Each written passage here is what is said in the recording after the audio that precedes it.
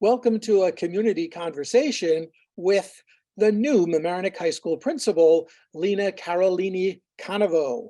I'm Michael Witch for LMC Media, and full disclosure, I used to be a teacher at MHS, retiring in 2002. So it's been quite a few years, and I'm sure, Lina, that things have changed in those days, since those days. Yes, I'm sure as well. Yes, as they should, right? As every school should. Yes, you came from Mamaroneck High School, as I understand. That is correct. Yes. So what is it that attracted you to Mamaroneck High School? So I grew up in Mamaroneck. I was a student at Mamaroneck. And then after graduating from college, I taught in the Bronx, and then a position opened up at Mamaroneck. So I taught Italian and Spanish there in the middle and high school. And when this position here in the administration opened up for assistant principal, it was like a natural calling. I felt like it was, what better place than to remain in my hometown, knowing so much about Mamaroneck High School from growing up here, having friends here, and just a wonderful reputation it had. I was excited and I jumped on the opportunity to interview, and happy I got it. Tell me, now you've been principal since July of last year? Yes, July 1st is when I officially took on the role. And you took over from Liz Klain. Did she leave a note in your desk, by the way? Not in my desk, but she did leave me a note and a lovely gift of just encouraging words and support.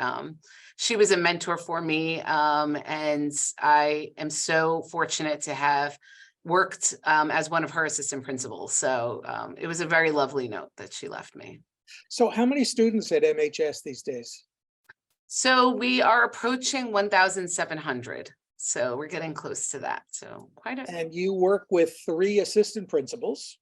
Yes, Matthew Longi, Mario Washington, and Ashley Martinez. Do you have a typical day, or is every day different? Every day is different. I mean, you were a teacher, but yeah, there is. I guess the typical day is atypical, if that makes any sense. So yes, yeah, there isn't a, I mean, I think the most typical part is trying to be out and about in classes, in the hallways, engaging with students and faculty members. We try to do that the most. That's our goal. But you're not desk bound.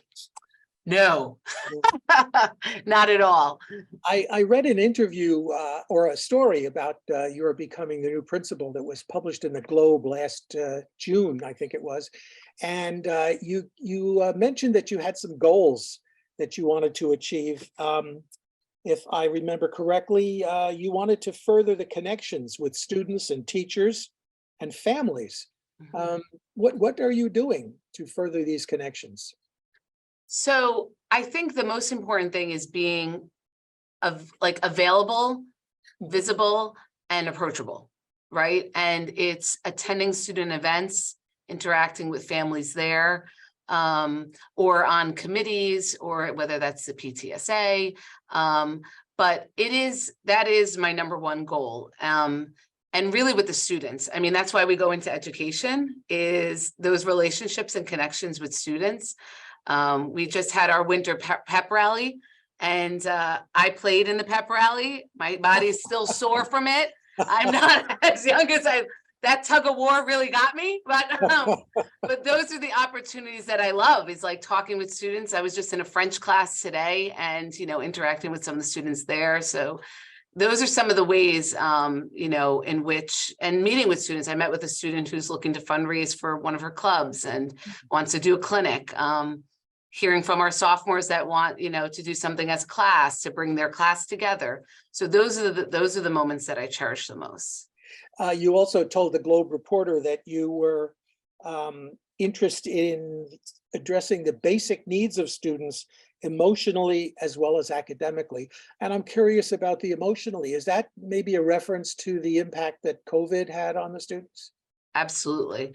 I mean, we saw it even in my role as assistant principal.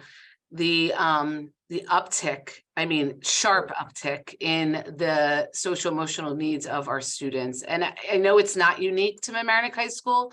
It's, nationwide, if not global. But, we saw it firsthand.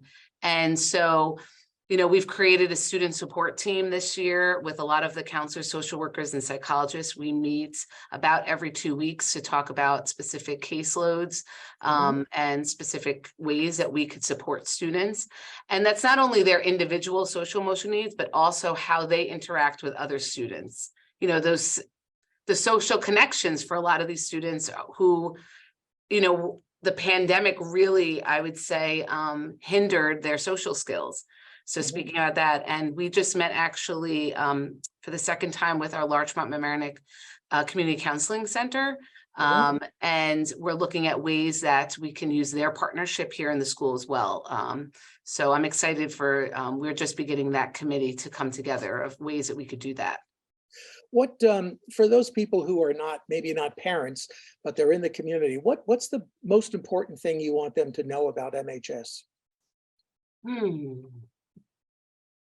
I would probably say our goal for all our students is to have them leave our school being active citizens with a great moral compass. I mean, that is, I think, the most important thing, of course, with academics and, the learning, but that is a part of it. Like, how can you be productive citizens in the world, knowledgeable citizens of the world? That's what we want, and that's what we strive for here. And is there a particular challenge that you're dealing with? There are many challenges. You don't want to talk about that.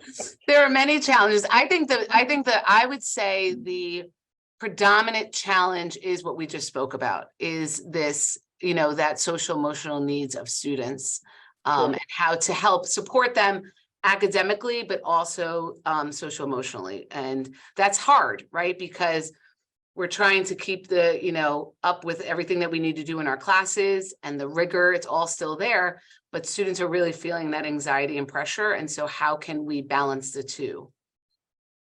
Okay, I spoke earlier with one of your parents who gave me a list of questions that you wanted me to ask you. Oh, yeah, they have to do with your favorites. okay. So are you ready? All right. Yeah, let's hear it. What's your favorite color? Red. What's your favorite book? Do you have a book that really impressed you, or you took something away from it that was significant? That's a tough one, because there are many books, but probably Toni Morrison's Song of Solomon that I read in AP English in high school. Ah, do you have a favorite movie? Goonies. Okay. Do you have a hobby? A hobby? Yeah, something that you do when you have your free time. Well, I am a mom of 3 very young children, 3, 6, and 9. Okay. So my hobby between this job as principal and spending time with them, I don't have many of those hobbies as I used to, but I would say traveling when I can, and we're a big soccer family. So whether that's watching Italian soccer or seeing my kids play like I did on Saturday. So that's great. And my last question about your favorites, what makes you laugh out loud? Makes me laugh. A lot of things make me laugh out loud. I think that's a good thing, probably. But what makes me laugh out loud? Probably seeing other young people and children laugh. Like it's contagious for me. Yeah, I'm sure it is. You mentioned availability and getting information out. I took a look through the district's website. There's a whole lot of information about the high school and the staff and ways to contact you and the other staff members. So the website is a good place, but is there any other way that people can learn more about the high school, especially those who are not parents? Yeah, I mean, definitely the website is like the first possibility. I mean, we also hold, sometimes there are evenings or workshops at night that happen. I mean, that all is through the website, and the district calendar also has those that go out. I send out a monthly newsletter, but that's more for our parents. Mhm. So if you're not a parent, then you probably wouldn't get that, because through our communication system that we use. But, those are probably the best ways, and, always open, to talk. Or it's amazing how people reach out and they have a connection with someone or a company or something and an idea. And we're always looking at ways of, innovating and making learning better for our students. I should also mention that LMC Media has some connection with the high school, especially the video students there. And we want to keep that going as well. So, And we're very grateful for that. Mhm. well, thank you. And thank you, Lina, for spending this time with us.